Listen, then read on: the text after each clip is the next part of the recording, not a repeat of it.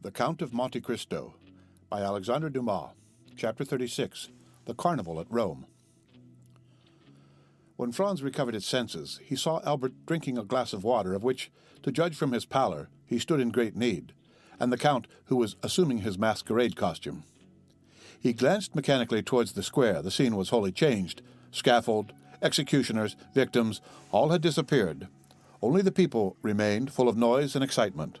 The bell of Montecitorio, which only sounds on the Pope's decease and the opening of the Carnival, was ringing a joyous peal. "Well," asked he of the Count, "what has then happened?" "Nothing," replied the Count, "only as you see the Carnival has commenced. Make haste and dress yourself."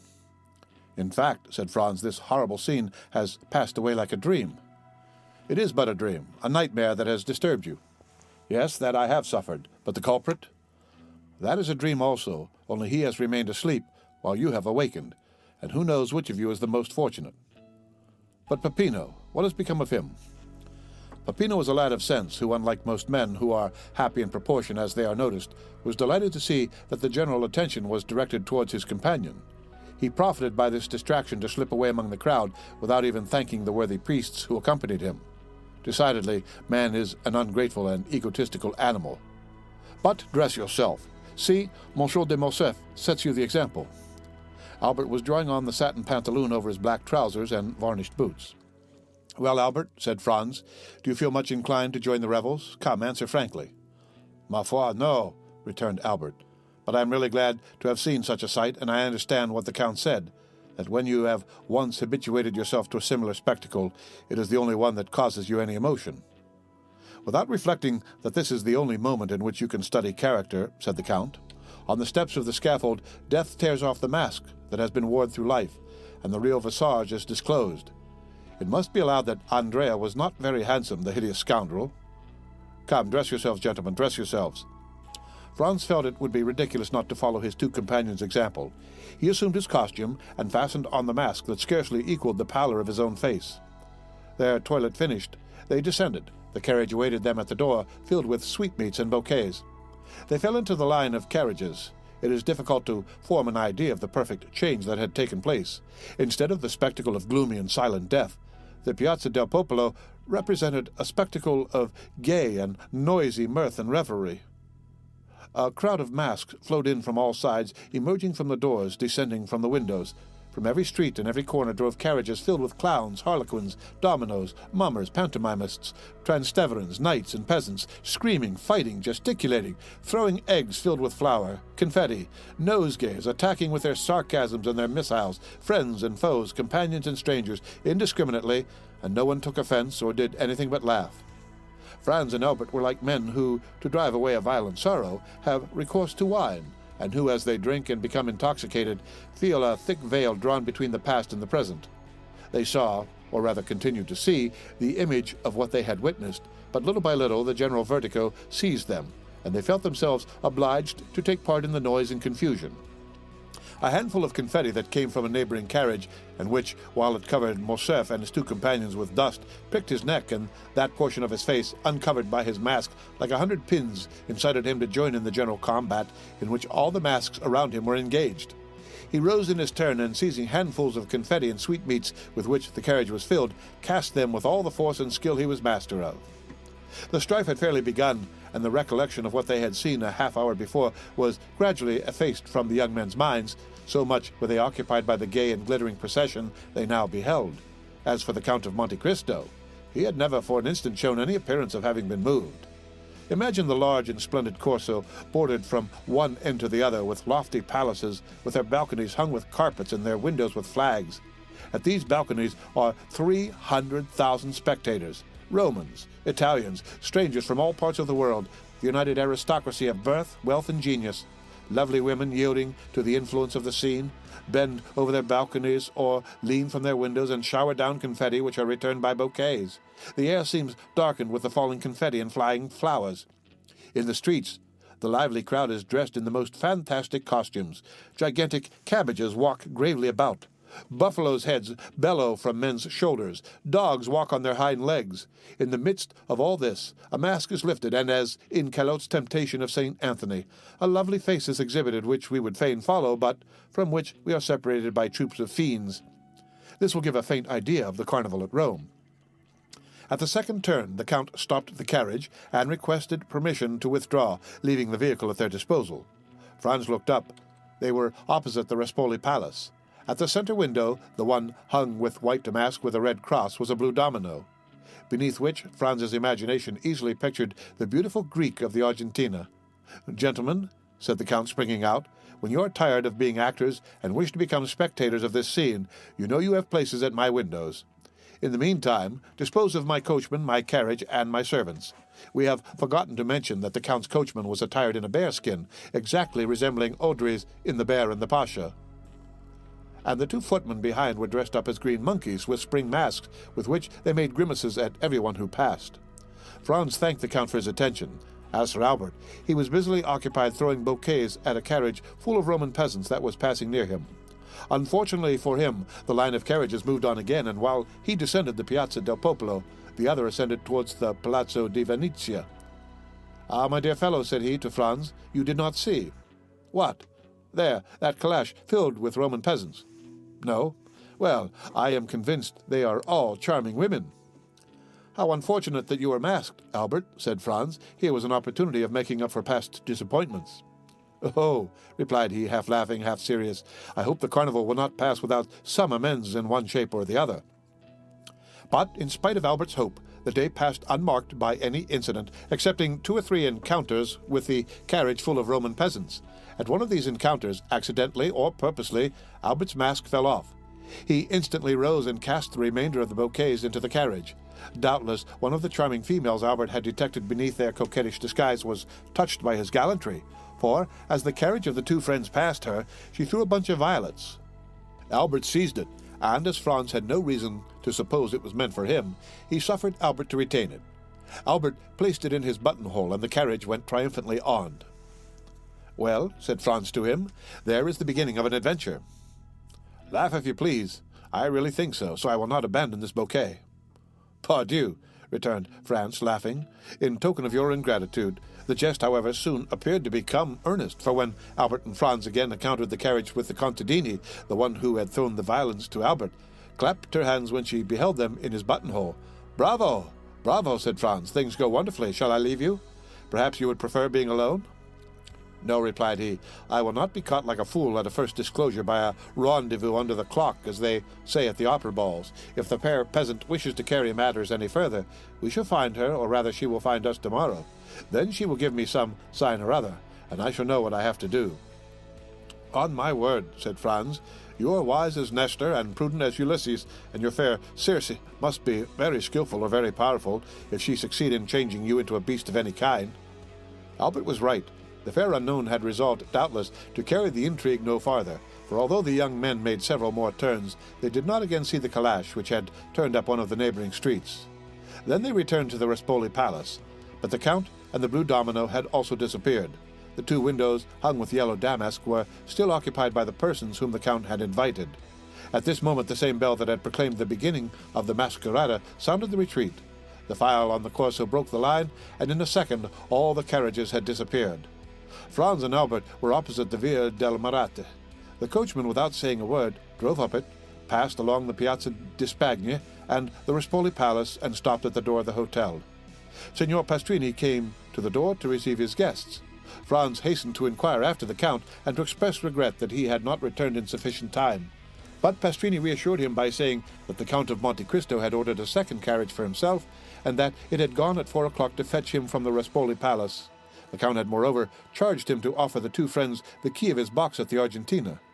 Franz questioned Albert as to his intentions, but Albert had great projects to put into execution before going to the theatre, and instead of making any answer, he inquired if Signor Pastrini could procure him a tailor. "A tailor," said the host, "and for what?" "To make us between now and tomorrow 2 Roman peasant costumes," returned Albert. The host shook his head.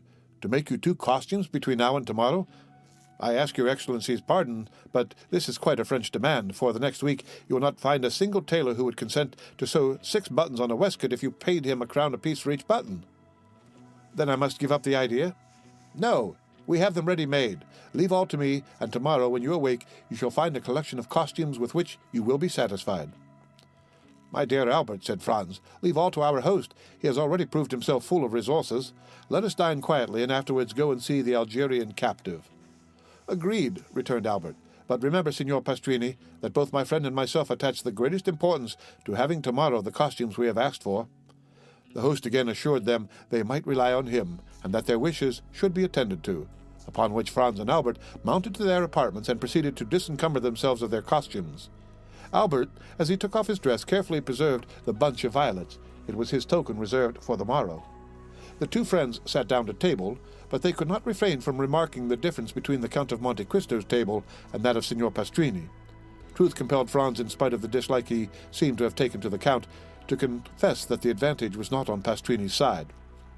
During dessert, the servant inquired at what time they wished for the carriage. Albert and Franz looked at each other, fearing really to abuse the Count's kindness. The servant understood them.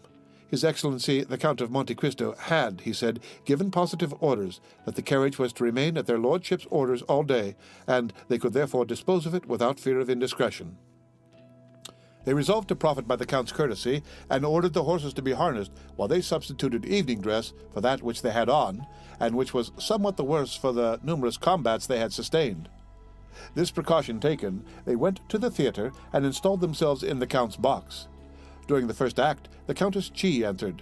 Her first look was at the box where she had seen the Count the previous evening, so that she perceived Franz and Albert in the place of the very person concerning whom she had expressed so strange an opinion to Franz.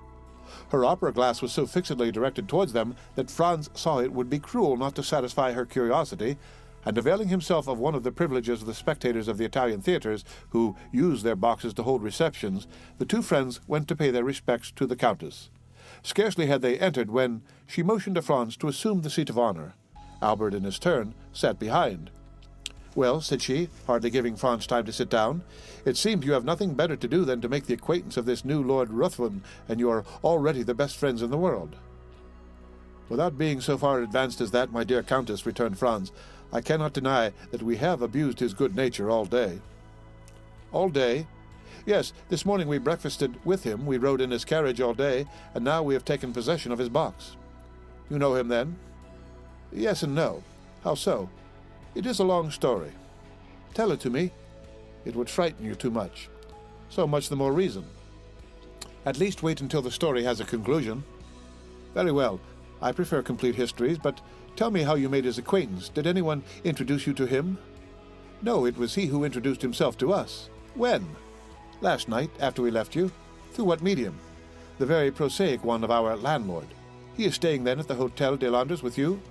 "Not only in the same hotel, but on the same floor." "What is his name? For, of course, you know." "The Count of Monte Cristo." "That is not a family name?" "No, it is the name of the island he has purchased." "And he is a count?" "A Tuscan count." "Well, we must put up with that," said the Countess, who was herself from one of the oldest Venetian families. "What sort of a man is he?" Ask the Vicomte de Morcerf." "You hear, Monsieur de Morcerf? I am referred to you," said the Countess. "We should be very hard to please, madam," returned Albert, "did we not think him delightful. A friend of 10 years' standing could not have done more for us or with a more perfect courtesy." "Come," observed the Countess, smiling, "I see my vampire is only some millionaire who has taken the appearance of Lara in order to avoid being confounded with Monsieur de Rothschild. And you have seen her?" "Her?" "The beautiful Greek of yesterday." "No. We heard, I think, the sound of her guzla, but she remained perfectly invisible." "When you say invisible," interrupted Albert, "it is only to keep up the mystery. For whom do you take the blue domino at the window with the white curtains?" "Where was this window with white hangings?" asked the Countess. "At the Rispoli Palace." "The Count had 3 windows at the Rispoli Palace?" "Yes. Did you pass through the Corso?" "Yes." "Well, did you notice 2 windows hung with yellow damask, and one with white damask with a red cross? Those were the Count's windows." "Why, he must be a nabob. Do you know what those 3 windows were worth?" 200 or 300 Roman crowns." 2,000 or 3,000. The deuce!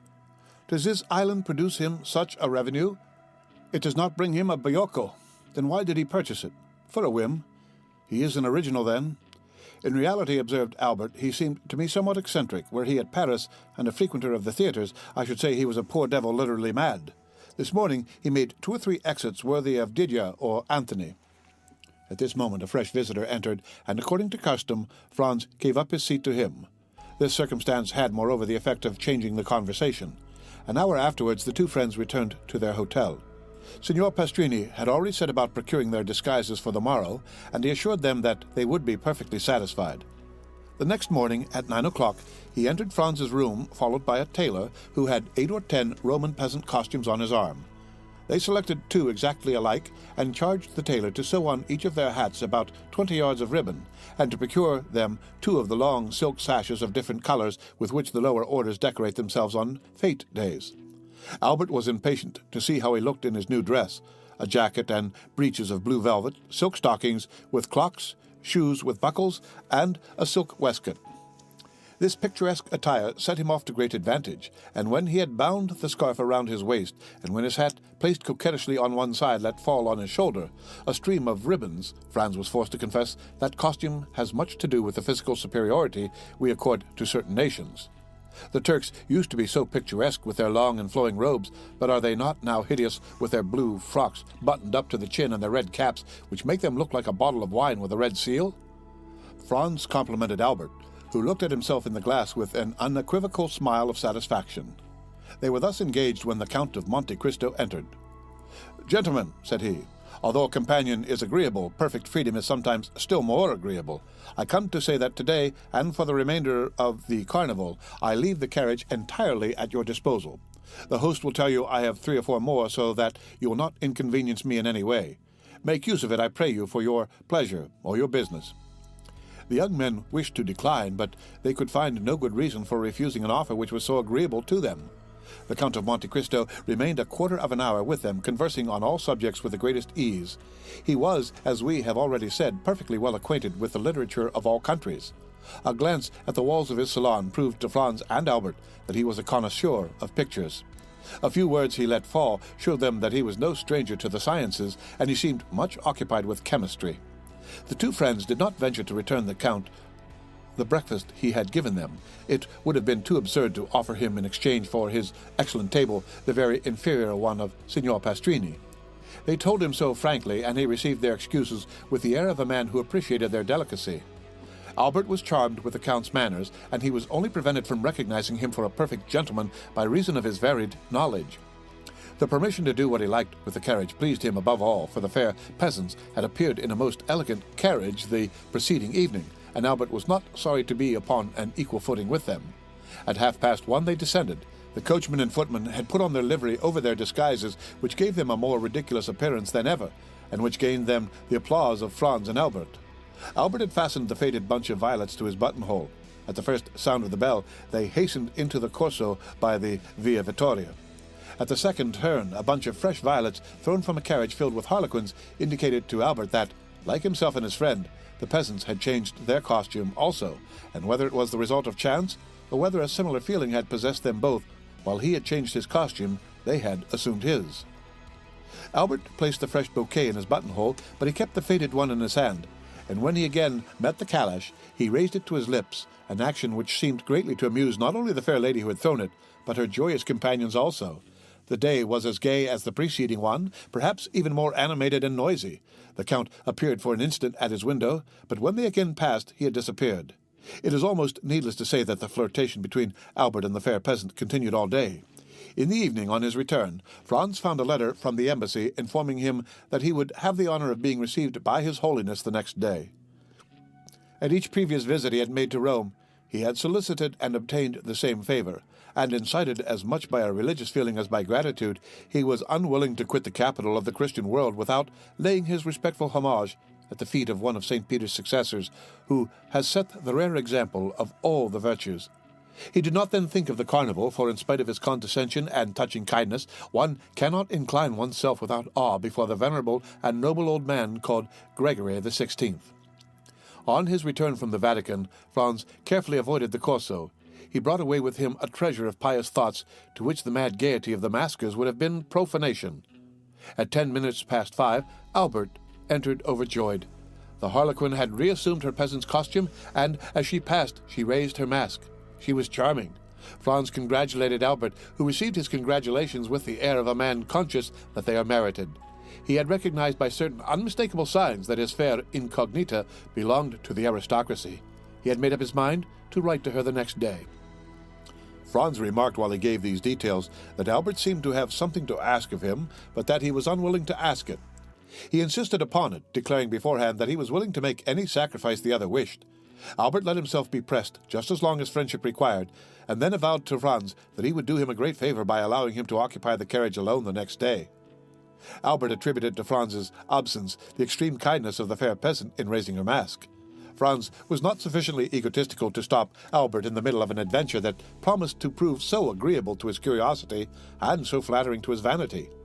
He felt assured that the perfect indiscretion of his friend would duly inform him of all that happened, and, as during 3 years that he had traveled all over Italy a similar piece of good fortune had never fallen to his share, Franz was by no means sorry to learn how to act on such an occasion. He therefore promised Albert that he would content himself the morrow with witnessing the carnival from the windows of the Rospoli Palace. The next morning he saw Albert pass and repass, holding an enormous bouquet, which he doubtless meant to make the bearer of his amorous epistle. This belief was changed into certainty when Franz saw the bouquet, conspicuous by a circle of white camellias, in the hand of a charming harlequin dressed in rose-colored satin. The evening was no longer joy, but delirium. Albert nothing doubted but that the fair unknown would reply in the same manner.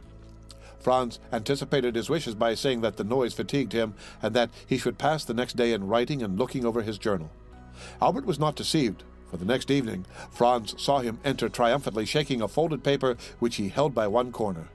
"Well," said he, "was I mistaken?" "She has answered you," cried Franz. "Read."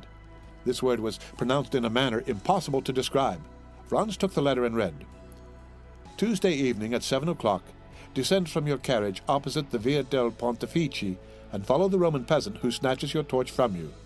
When you arrive at the first step of the church of San Giacomo, be sure to fasten a knot of rose-colored ribbons to the shoulder of your harlequin costume in order that you may be recognized. Until then, you will not see me. Constancy and discretion." "Well," asked he, when Franz had finished, "what do you think of that?" "I think that the adventure is assuming a very agreeable appearance." "I think so also," replied Albert, "and I very much fear you will go alone to the Duke of Bracciano's ball." Franz and Albert had received that morning an invitation from the celebrated Roman banker. "Take care, Albert," said Franz. "All the nobility of Rome will be present, and if your fair incognita belongs to the higher class of society, she must go there." "Whether she goes there or not, my opinion is still the same," returned Albert. "You have read the letter?" "Yes." "You know how imperfectly the women of the Mezzocito are educated in Italy?" "This is the name of the lower class." "Yes." "Well, read the letter again. Look at the writing, and find, if you can, any blemish in the language or orthography." The writing was, in reality, charming, and the orthography irreproachable. "You are born to good fortune," said Franz, as he returned the letter. "Laugh as much as you will," replied Albert. "I am in love." "You alarm me," cried Franz. "I see that I shall not only go alone to the Duke of Bracciano's, but also return to Florence alone." "If my unknown be as amiable as she is beautiful," said Albert, "I shall fix myself at Rome for 6 weeks at least. I adore Rome, and I have always had a great taste for archaeology." "Come, 2 or 3 more such adventures, and I do not despair of seeing you a member of the Academy." Doubtless Albert was about to discuss seriously his right to the academic chair when they were informed that dinner was ready. Albert's love had not taken away his appetite. He hastened with Franz to seat himself, free to recommence the discussion after dinner. After dinner, the Count of Monte Cristo was announced. They had not seen him for 2 days. Signor Pastrini informed them that business had called him to Civitavecchia. He had started the previous evening and had only returned an hour since. He was charming. Whether he kept a watch over himself or whether by accident, he did not sound the acrimonious chords that in other circumstances had been touched. He was tonight like everybody else. The man was an enigma to Franz. The Count must feel sure that Franz recognized him, and yet he had not let fall a single word indicating any previous acquaintance between them. On his side, however great Franz's desire was to allude to their former interview, The fear of being disagreeable to the man who had loaded him and his friend with kindness prevented him from mentioning it. The Count had learned that the two friends had sent to secure a box at the Argentina Theatre, and were told they were all let. In consequence, he brought them the key of his own. At least, such was the apparent motive of his visit. Franz and Albert made some difficulty alleging their fear of depriving him of it, but the Count replied that, as he was going to the Pali Theatre, the box at the Argentina Theatre would be lost if they did not profit by it. This assurance determined the two friends to accept it. Franz had by degrees become accustomed to the Count's pallor, which had so forcibly struck him at their first meeting. He could not refrain from admiring the severe beauty of his features, the only defect, or rather the principal quality of which was the pallor. Truly a Byronic hero. Franz could not, we will not say see him, but even think of him without imagining his stern head upon Manfred's shoulders, or beneath Lara's helmet. His forehead was marked with the line that indicates the constant presence of bitter thoughts. He had the fiery eyes that seem to penetrate to the very soul, and the haughty and disdainful upper lip that gives to the words it utters a peculiar character that impresses them on the minds of those to whom they are addressed. The Count was no longer young. He was at least 40, and yet it was easy to understand that he was formed to rule the young men with whom he associated at present. And to complete his resemblance with the fantastic heroes of the English poet, the Count seemed to have the power of fascination. Albert was constantly expatiating on their good fortune in meeting such a man. Franz was less enthusiastic, but the Count exercised over him also the ascendancy a strong mind always acquires over a mind less domineering. He thought several times of the project the Count had of visiting Paris, and he had no doubt but that with his eccentric character, his characteristic face, and his colossal fortune, he would produce a great effect there. And yet he did not wish to be at Paris when the Count was there. The evening passed as evenings mostly pass at Italian theatres, that is, not in listening to the music, but in paying visits and conversing. The Countess G. wished to revive the subject of the Count, but Franz announced he had something far newer to tell her, and in spite of Albert's demonstrations of false modesty, he informed the Countess of the great events which had preoccupied them for the last 3 days. As similar intrigues are not uncommon in Italy, if we may credit travelers, the Comtesse did not manifest the least incredulity, but congratulated Albert on his success. They promised upon separating to meet at the Duke of Bracciano's ball, to which all Rome was invited. The heroine of the bouquet kept her word. She gave Albert no sign of her existence the morrow or the day after. At length Tuesday came, the last and most tumultuous day of the carnival. On Tuesday the theatres opened at 10 o'clock in the morning, as Lent begins after 8 at night. On Tuesday all those who through want of money, time, or enthusiasm have not been to see the carnival before mingle in the gaiety and contribute to the noise and excitement. From 2 o'clock till 5, Franz and Albert followed the fete, exchanging handfuls of confetti with the other carriages and the pedestrians who crowded amongst the horses' feet and the carriage wheels without a single accident, a single dispute, or a single fight. The fetes are veritable pleasure days to the Italians.